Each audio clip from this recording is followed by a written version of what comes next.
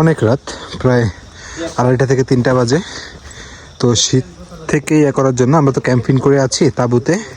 তো এখানে আমরা ছাড়া কেউই নেই, পর্যটক আমরা ছাড়া আর কেউ নেই।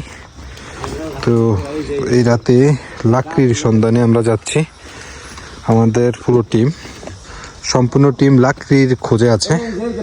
তো লাকড়ির জন্য তাও, হ্যাঁ ভাই, গভীর রাত চলে গেছি গহীন জঙ্গলে। লাঠি দেন জোরে। এইটা হচ্ছে আজকের পরীক্ষা। আসতে ভাই, আসতে